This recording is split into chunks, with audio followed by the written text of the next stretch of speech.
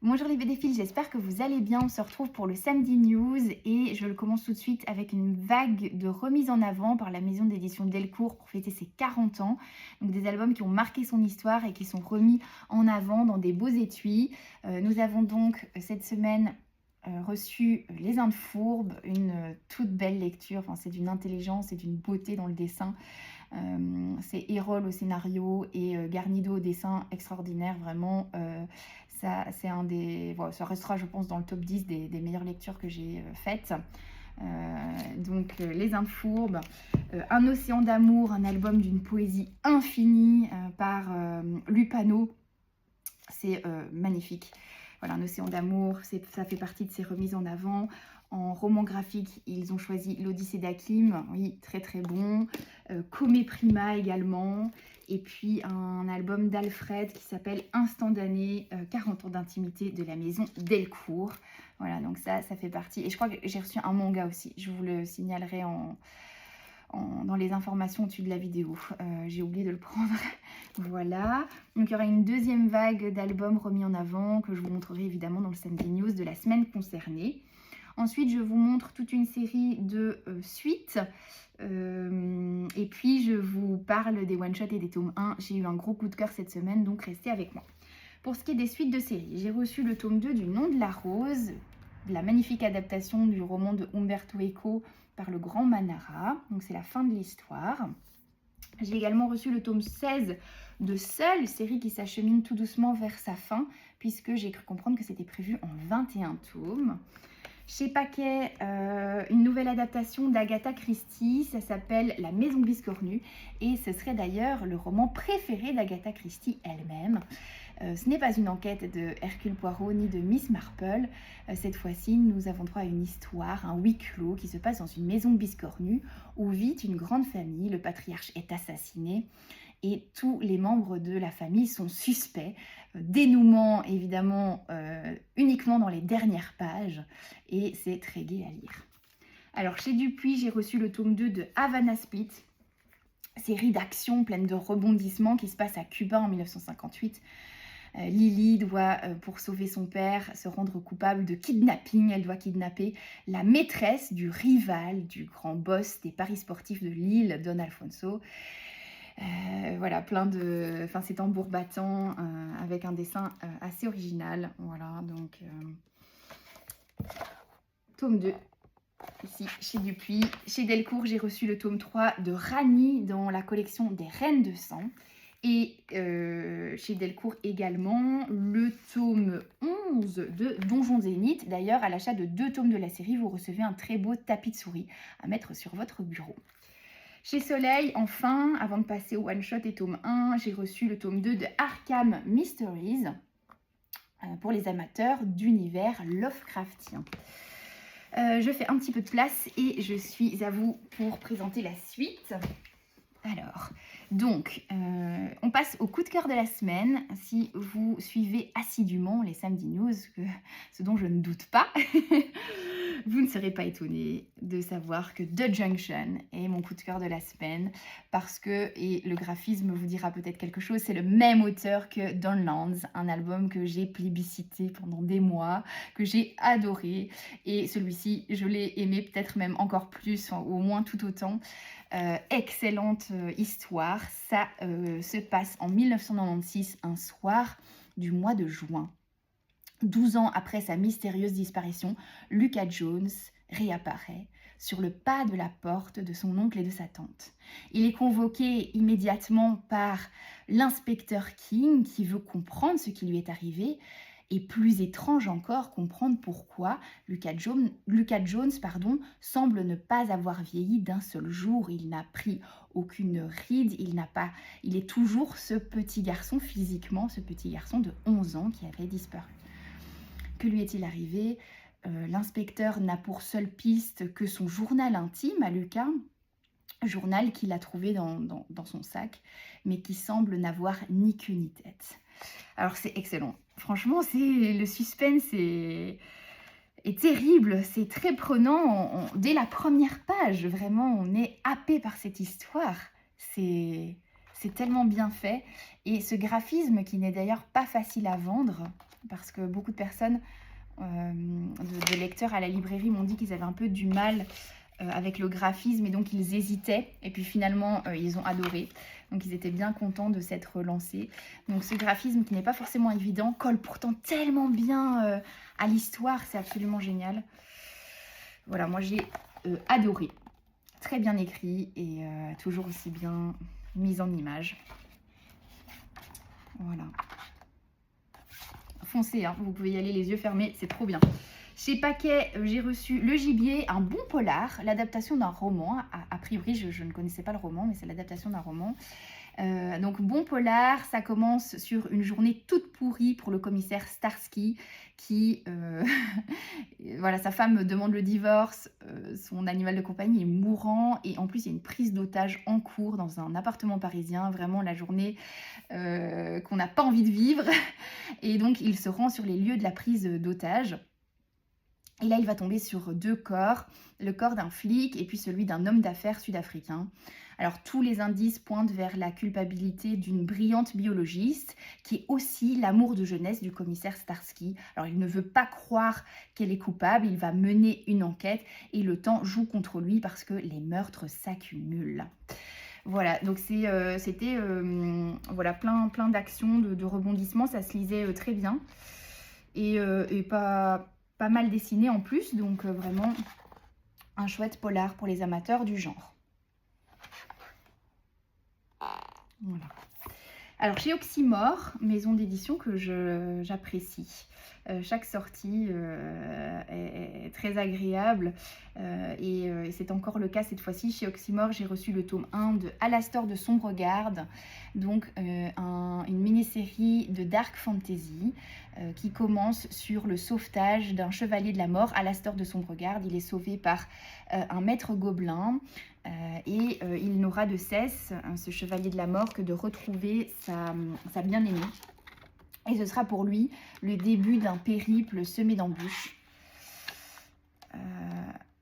Alors c'est de la dark fantasy, mais c'est aussi teinté d'humour et un humour qui est apporté notamment par le personnage du gobelin et de son frère, les personnages. Et c'est un mélange qui est très agréable, très plaisant. Voilà, ce côté dark fantasy et humour en même temps, très chouette. Donc ça se lit vraiment agréablement. On attend de pied ferme le tome 2. J'ai cru comprendre que ce serait donc en 2 tomes, une histoire en 2 tomes. Et le dessin est très soigné, il est vraiment beau. Mention spéciale d'ailleurs pour la couverture. Je trouve qu'elle est particulièrement réussie. Et regardez les couleurs de cette couverture, vraiment, elle est magnifique. Alors chez Paquet, j'ai reçu le tome 1 de Règne moderne, donc diptyque, c'est prévu en 2 tomes. Vous avez un prix de lancement pour le tome 1, il est à 10 €, ce qui est quand même extrêmement rare maintenant d'avoir une bande dessinée à ce prix-là.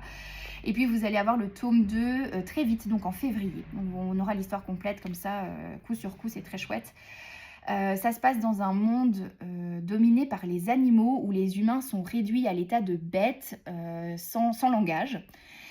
Et nouvelle tonitruante, on découvre qu'une petite fille, elle, peut parler. Alors, elle va être protégée par 2 personnages qui vont la protéger des factions les plus extrémistes de leur société et qui vont essayer aussi de comprendre d'où vient ce don de la parole. Je vous montre. Voilà, c'est l'occasion aussi évidemment d'une critique un peu sociétale et puis d'un questionnement sur les rapports de domination entre les humains et les animaux, un rapport qui est complètement inversé ici dans cette histoire. Voilà. Alors chez Dargaud, histoire basée sur des faits réels, ça s'appelle Guerriero, c'est très intéressant, c'est donc l'histoire d'un jeune garçon de 11 ans qui va s'enrôler dans les forces armées révolutionnaires de Colombie avec l'une de ses sœurs, d'abord pour fuir la misère, mais aussi pour fuir la violence de leur père. Il va donc devenir enfant soldat pendant près de 5 ans, jusqu'au jour où il va être contraint de fuir, de quitter les forces armées. Chose qui ne sera pas évidente, évidemment, comme vous pouvez vous en douter. Donc voilà, ça prend la forme d'un roman graphique. Et c'est une histoire tout à fait intéressante. Chez Zéphyr, j'ai reçu le tome 1 de Rhino, nouvelle série de notre ami Yann, qui raconte le destin croisé de 2 frères pilotes pour l'armée allemande en pleine Seconde Guerre mondiale. Alors le jeune frère, a toujours été méprisé par son père parce qu'il était de constitution un peu faible. Et le frère aîné, lui, était le héros de la Première Guerre mondiale. Voilà, son père avait énormément d'admiration pour lui. Mais tout pourrait changer quand ce frère aîné, lui, tombe follement amoureux d'une juive et décide de l'épouser, chose que n'acceptera jamais son père. Voilà, donc c'est ce que nous raconte Yann, qui aime les histoires d'aviation. Hein. Si vous ne connaissez pas d'Andours, d'ailleurs, c'était une très très belle histoire d'Andours. Une belle histoire en 6 tomes, scénarisée par Yann. Une série que je conseille régulièrement, même si c'est sorti il y a déjà quelques années. Alors, chez Anspach, j'ai reçu Rainmaker, la vie étonnante de Charles Hatfield. Charles Hatfield qui, petit, a été très marqué par les épisodes de sécheresse en Californie et qui s'est donc passionné pour la météorologie. Et il aurait même inventé une formule chimique qui est censée déclencher la pluie en cas de besoin. Mais est-ce qu'il s'agit d'un génie ou de la plus grande escroquerie de tous les temps? Ça, vous allez le découvrir en lisant l'album. Voilà, avec un dessin classique qui fonctionne bien. Voilà. Alors, j'ai encore trois albums à vous montrer. Chez Delcourt, une docu-BD qui s'appelle Hypersurveillance. Et donc, c'est une journaliste qui a mené une enquête. Elle est partie d'une question assez simple. Nos téléphones nous écoutent-ils? Et ça lui a permis d'être le point de départ d'une enquête sur la surveillance de masse, sur les logiciels espions et sur tout ce qui pourrait mettre dans le futur en péril notre sécurité. Et voilà, donc c'est très intéressant. Hein. Aujourd'hui, ces questions-là se posent vraiment. Donc voilà, une bonne docu-BD chez Delcourt. Et puis, alors, encore 2 albums. Le pire guide du Japon de Cyprien. Cyprien, qui est un fan du Japon, qui a voyagé là-bas plusieurs fois. Donc, c'est pourquoi le pire guide? Parce que ça ne va pas vous donner des conseils sur où aller, que faire, etc. Non, c'est vraiment traité de manière très originale. Donc, ça nous raconte vraiment toutes les anecdotes un peu gênantes, tous les pires...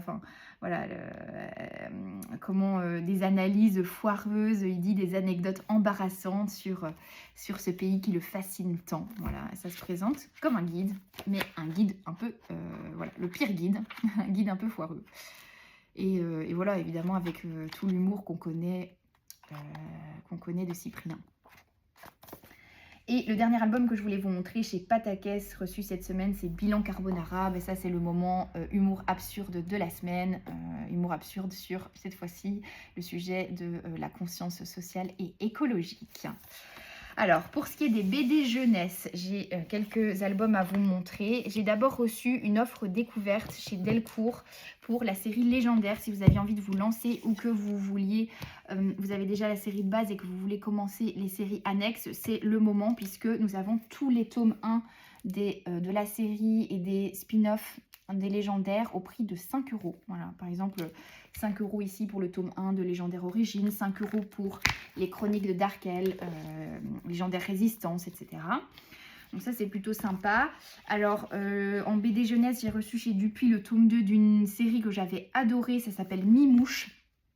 Ah, c'est vraiment trop bien. Et ça, vraiment, la petite héroïne, elle est tellement attachante.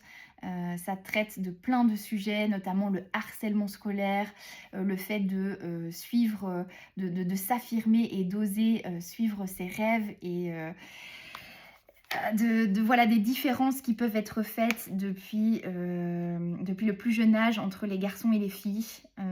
C'est traité avec beaucoup d'intelligence. Vraiment une belle série. Je vous la conseille, vraiment. Mimouche, c'est magnifique. J'ai reçu chez Delcourt un album tout mignon pour les petits. Ça s'appelle Le Démon de l'hiver. Et c'est une histoire d'amitié entre une petite fille qui débarque dans un village. Elle déménage avec sa maman. Et elle rencontre un petit démon de l'hiver. Vous comprendrez en lisant l'album. avec qui elle va se lier d'amitié. C'est le dessinateur de Quand la nuit tombe, série que j'adore. Donc voilà, il y a un dessin tellement doux et touchant. Et voilà, c'est tout mignon, c'est à lire à vos petits. Ou en tout début de lecture, par exemple. Parce qu'il n'y a pas trop de lecture, donc c'est très bien. C'est très beau. Voilà. Alors, le dernier album en jeunesse que je voulais vous montrer, c'est les Semi-Deus. Et c'est le tome 3 qui est sorti chez Vent d'Ouest. Alors, pour ce qui est des mangas, j'ai reçu pas mal de choses cette semaine. Ce que je voulais surtout vous montrer, c'est ici cette encyclopédie One Piece. Donc, en fait, vous avez un starter pack ici où vous recevez, où vous achetez la farde de l'encyclopédie, ainsi que un starter set, voilà, avec toutes des fiches sur l'univers de One Piece. Pour les fans de One Piece, ça peut faire un très chouette cadeau. Et vous allez avoir à chaque fois des vagues de sorties avec des boosters qui viennent compléter les fiches et au final faire une toute grosse encyclopédie de l'univers de One Piece. Très chouette donc idée cadeau pour les fans de One Piece. En manga, j'ai reçu plein de choses, notamment le tome 3 de Silent Witch, un des coups de cœur de Camille à la librairie. Très belle série. Le tome 10 de Yamada-kun Level, My Love Story with Yamada-kun Level 999. Le tome 4 de Teacher in the Destruction Classroom. Le tome 7 de Bloom, accompagné d'un beau pack découverte. Donc si vous avez envie de découvrir cette belle histoire, toute mignonne, vous avez pour le prix de un tome, vous recevez le tome 2 avec. Alors, j'ai reçu également le tome 6 de La Gardienne des Concubines, un nouveau Clamp School Detective, le tome 1. Et ça aussi qui a déjà bien fonctionné cette semaine, j'en ai vendu pas mal. Requiem tome 1, c'est en fait l'adaptation de la BD en manga. Et ça ouvre cette histoire fascinante à un tout nouveau public, puisque je pense qu'il y a pas mal de lecteurs de manga qui ne connaissent pas la bande dessinée. Bah, c'est vraiment une belle occasion. Je trouve que c'était intelligent comme sortie de sortir cette histoire en manga. Ça se prête très très bien à ce format-là, et puis le dessin est très réussi. Voilà, d'ailleurs, à l'achat du tome 1, vous recevez une jaquette alternative qui a été dessinée par Olivier Ledroit. Voilà. Magnifique jaquette alternative. J'en ai encore pas mal. Voilà, donc à découvrir. Maintenant, c'est pas pour les plus jeunes. Hein. C'est quand même une histoire assez trash. Donc, surtout à ne pas mettre entre toutes les mains. Je devais encore vous montrer. Ah oui, et Camille a eu un nouveau coup de cœur cette semaine à la librairie. Un manga plutôt psychologique. Une histoire en 2 tomes. Je vais vous montrer comme ça a plus de sens. Voilà, ça s'appelle Idle Escape. Et elle vous en parlera très très bien à la librairie si vous passez. Donc elle a vraiment adoré ces 2 tomes, cette histoire complète. Voilà, pareil, c'est pas pour les enfants, mais c'était très bien. Voilà, c'est tout pour ce samedi news. Je vous fais de très très gros bisous et je vous souhaite un excellent week-end. Salut!